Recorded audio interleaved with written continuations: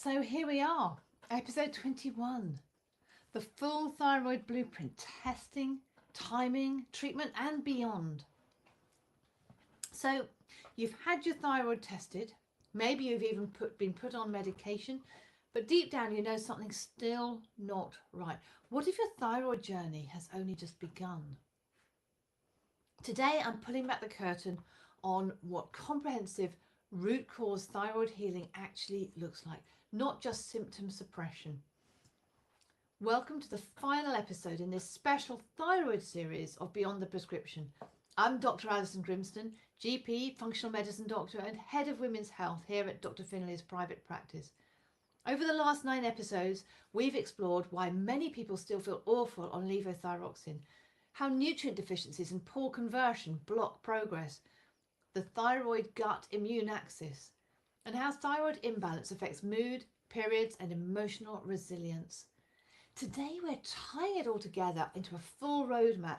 So whether you've just started your journey or you've been battling it for years, you'll leave with clarity, strategy, and your next steps.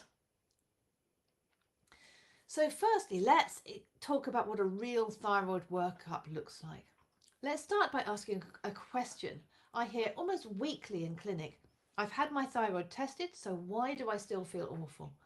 Most women I work with have had a thyroid test, or so they've been told, but what they've actually had is only just one marker, TSH, thyroid stimulating hormone, and possibly free T4 if the lab decides that the TSH result merits it. It's not the GP's choice. It's not the GP's choice whether they do free T4 or free T3. I can't request it when I'm in NHS general practice. It's the lab's decision depending on your TSH result. So TSH, or thyroid stimulating hormone, is a signal from your brain and it tells your thyroid to work harder. But it doesn't measure how much hormone your thyroid is producing or how well your cells are using it. And it can stay normal for you while dysfunction is already brewing. So what do I test instead in my private functional medicine practice, where I have the freedom to look deeper? Yes, we still look at TSH, but functional ranges are narrower, ideally around between 0.7 and 2.5, not just under 4.5 or 0.7 to 4.5. Then I check free T4 and free T3. Free T4 tells us what your thyroid is releasing. So it tells us how much free T4, total T4 will tell you how much thyroxine your thyroid is actually releasing. The free T4 tells us what proportion of that is free in the blood available for your body to convert. Then free T3 is tell you what your body is actually able to use to produce energy, regulate mood and support metabolism. The total T3, if we do request it, includes the bound T3. So when the thyroid releases the T4, it's bound to thyroglobulin and sometimes to other binding globulins like albumin and sex hormone binding globulin as well. And that's how it's transported in the bloodstream. Now, in some of these states, it's available, but in others, it's not available. And some of it is dissolved in the blood and is actually available.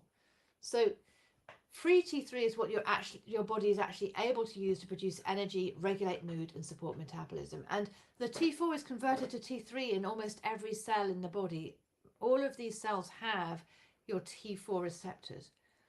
And low T3 with a normal T4 shows that there's a conversion problem, which TSH alone would never reveal. Although it can be elevated if there's that problem, but you can't tell whether that's the actual issue without measuring both. Then I like to measure reverse T3 where I can. And if you are some distance away from the lab, I have had cases of the samples rejected because of the processing time. So they're invalid. So you've got to ideally be able to go to the lab to have the blood taken. So the reverse T3, what's that? It's the brake pedal of our thyroid system. Reverse T3 rises during stress, illness, inflammation, undereating or perimenopause. So if you go on a crash diet, your body will increase the reverse T3. If you are in a chronic fatigue state, then again your body will increase reverse T3. It's blocking the action of T3 at the cellular level, like putting sugar in the fuel tank in your car. And it's just an ineffective hormone. So T3 itself is 70 times more effective than T4. Reverse T3 is the reverse. So there's just very little activity. It's not going to help you with your metabolism. It's not going to help you lose weight. It's not going to help you get your get up and go back. It's not going to help you stop feeling cold all the time. So you could be making enough hormone but not accessing it because the T4 is not being converted to T3. And we have ways to encourage that conversion. Next, there's the thyroid antibodies. There's thyroid peroxidase antibody and thyroid globulin antibody. Important to measure both of those if you can. In the NHS, we are lucky enough to be able to measure thyroid peroxidase antibody when we request it. But if your thyroid hormones are normal or appear to be normal because your TSH is normal, then the thyroid antibodies, your doctor won't really know what to do about it, and they won't tend to request it. I get questioned for asking for this when there's a normal TSH because of the lack of recognition of what we can do to help stop this autoimmunity getting worse. So these antibodies are markers of autoimmunity, especially Hashimoto's, the most common cause of underactive thyroid in women. And women have thyroid issues far more commonly than men. So you can have a normal TSH and a normal T4, but raised antibodies, and that can be for years before a diagnosis. And you can do something to reverse it, although the medical establishment says that you can't. They don't recognize that you can. But you can heal the gut, you can go gluten-free. We're going to talk about that. So early detection like this can lead to earlier immune support and better outcomes. And so you can end up without developing that autoimmune disease. But hormones aren't everything when we're measuring things. Nutrients are just as vital. So we always like to assess for key cofactors because your body needs raw materials to build and activate thyroid hormones. Ferritin is really important. This is a storage form of iron, and you cannot convert T4 to T3 without adequate iron. Low ferritin can happen with cold hands. It can produce cold hands, fatigue, and hair shedding, all three very common symptoms of an underactive thyroid, and also heavy periods, which are common with an underactive thyroid. But of course, heavy periods are also a cause of low ferritin. Women with ferritin under 60 often feel dreadful, even with normal thyroid hormones. And 60 is in the normal range in the NHS. We really say it's normal if it's over 30. So you could still be feeling exhausted, cold, sluggish. Then zinc, selenium and magnesium. Now we can measure zinc and magnesium in the NHS, but in private practice we can measure selenium as well. Zinc supports the hormone receptor sensitivity and immunity. Selenium is a key enzyme factor for converting T4 to T3 and quelling inflammation. And magnesium helps with adrenal health and nervous system regulation. In fact, magnesium is needed for every single cell in the body for over 300 different cellular processes. And if someone is perimenopausal or has mood symptoms, I'll often add additional tests like cortisol via either salivary adrenal stress index or by the Dutch Plus urine testing. Cortisol affects thyroid conversion and TSH output. And flattened cortisol can leave you feeling exhausted, whereas elevated cortisol can lead to poor conversion from T4 to T3. You may feel wired, you may feel tired if you've got elevated cortisol. You can't really tell exactly from symptoms, but you can get some pointers. Then I would measure sex hormones. So estradiol, progesterone and testosterone can be measured in serum in a blood test, and especially for women with cycle issues, anxiety or night sweats. And then thyroid and estrogen are deeply entwined. We've covered this in one of the past BTP episodes, but their receptors and the hormones interact. So estrogen will affect your thyroid receptor resistance, and thyroid hormones will affect your estrogen receptor resistance. Then we measure sex hormone binding globulin. This binds estrogen and thyroid hormones, and if it's too high, which may be due to excess estrogen or the pill or HRT or other reasons, then thyroid hormones can be less bioavailable. That means less available to your body to use. And then when you test is just as important as what you test. I often see women bringing in hormone panels done at random times, and it can cloud the picture. So here's how to time it right. If you are postmenopausal, the timing doesn't matter apart from testosterone being after fasting, so done in the morning, and cortisol being done if it's a serum level at 9 a.m. and then multiple points if we're doing a saliva or urine cortisol test over 24 hours where we're looking at the diurnal pattern.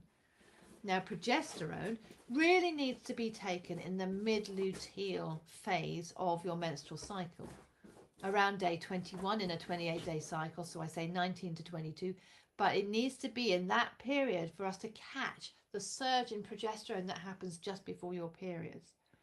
Testosterone, as I've said, needs to be fasting in the morning. T3 and T4 are ideally mid-morning, not fasting if you're prone to fatigue. And then the cortisol is the multiple points with saliva or urine over 24 hours. So why does this matter? Well, if you have one missed piece, like a low ferritin or a high reverse T3, that can completely change your treatment pathway. So if we don't know that, we can't help. So you might need more medication. You might need better conversion using supplements. You might not need antidepressants. You might need to treat inflammation or improve your gut health. And you certainly don't need to be told your results are normal when your body is telling you otherwise. So in summary, a real thyroid assessment sees the whole picture. How much hormone you make, how well you convert and use it, whether your immune system is attacking your thyroid, and whether you have the nutrients and metabolic capacity to heal. It also includes your symptoms and that all-important history taking, so that all-important conversation with your doctor, that relationship where you can really go deep on your symptoms and when and how the fatigue hits you and all these other symptoms that are so common with an underactive thyroid. So this is the foundation of personalised care, and it's how we move beyond the prescription to true clarity and healing. Next, we're going to look at functional testing tools to go deeper. So let's say you've had a thyroid panel done and it still doesn't explain why you feel exhausted, bloated, moody, inflamed or stuck. So what next? This is where functional testing comes in, and it's not just about curiosity. It's how we find the why behind the thyroid dysfunction. In functional medicine, we're not just chasing symptoms or chasing diagnoses. We go deeper to uncover the underlying drivers of dysfunction. So it's not just about a label leading to one pharmaceutical. It's about finding the underlying drivers of that dysfunction, because the thyroid rarely breaks in isolation. There's usually a ripple effect, either to or from the thyroid. So it may be stress and how you're managing stress and how you're responding or reacting to stress. It might be gut imbalances. So very often gut imbalances will affect your, will lead to leaky gut or intestinal permeability syndrome, which we've talked about. And that in turn will lead to more autoimmunity and an underactive thyroid with Hashimoto's. It could be affected by toxic exposures, mold toxin, glyphosate, and other pesticides, plastics, phthalates. There may be nutrient blocks or even inherited tendencies. So let's walk through the key testing options I use with women in my clinic. Firstly, the Dutch test, plus the cycle mapping test if needed. Dutch stands for Dried Urine Test for Comprehensive Hormones. Clever, huh?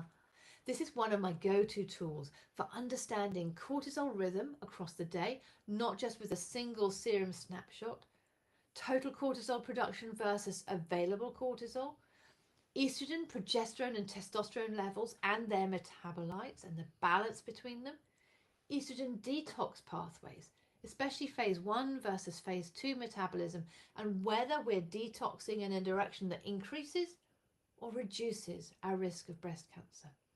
And then DHEA and its role in adrenal resilience. So why does this matter for thyroid? Surely we just need to focus on the thyroid gland. But remember, high cortisol can block T3 production and drive reverse T3. Low cortisol can flatten your energy, your immune function, and your sex drive. Poor estrogen detox can create estrogen dominance, which raises sex hormone binding globulin, and that lowers free thyroid hormone. If a woman is perimenopausal, has mood swings, nighttime waking, burnout, fatigue, Dutch often gives us the missing piece. And if periods are irregular or erratic, or if you're having periods anyway, we can add in the cycle mapping to track those daily fluctuations of estrogen and progesterone throughout the 24 hours. And this is a brilliant option for those who've been dismissed as just hormonal, or if you're experiencing PMS or PMDD, or if you are having pain, if you are experiencing problems with worsening fatigue before your period. There are many different scenarios where this can be helpful. Then the GI effects, advanced stool analysis. So often the root of thyroid dysfunction starts in the gut. That's why stool testing is foundational. With tools like GI effects or GI map, we can assess dysbiosis, given imbalances in gut flora that trigger immune dysfunction, pathogens such as Helicobacter pylori, parasites, yeast, viruses, secretory IgA, your immune first responder. We need to make sure you've got enough of that and not too much. Leaky gut markers like zonulin, beta-glucuronidase, which is a marker for poor estrogen clearance. That's really interesting because if there's poor estrogen clearance and your estrogen metabolites are being reabsorbed into the system, which can happen with this, then you get more toxic effects of estrogen, more estrogen dominance. And also short chain fatty acids, which are key for reducing inflammation. So why does this matter for the thyroid? Well, Hashimoto's itself is an autoimmune disease, and 80% of the immune cells live in the gut. And autoimmune disease starts in the gut with that leaky gut predisposing, along with genetics, predisposing to autoimmunity. Leaky gut can then drive autoimmunity and nutrient malabsorption and inflammation. And gut dysbiosis affects the T4 to T3 conversion, as well as immune tolerance and mood. So there's this gut-brain axis the whole time. This is the test I use when symptoms include bloating, constipation or diarrhea, food reactions, brain fog, and a history of antibiotics or IBS. Thirdly, let's look at organic acid testing. My preferred one is called Metabolomics Plus. These urine-based tests are like a mitochondrial microscope, showing how your cells are functioning at a metabolic level. What they reveal is B vitamin levels, including your methylation markers, but not your actual genetic SNPs. Antioxidant status, such as glutathione and coenzyme Q10. Neurotransmitter metabolites, helping us to see the balance of neurotransmitters that may be affecting your brain fog, your mood. Mitochondrial markers, which show us the way that the Krebs cycle is functioning. Your detoxification capacity, oxidative stress, and yeast or fungal overgrowth. What a lot we can tell from one test. It's crazy. So why does this matter for the thyroid? Well, if mitochondria are sluggish, you'll feel tired no matter your thyroid dose. Low glutathione and antioxidant status increase thyroid.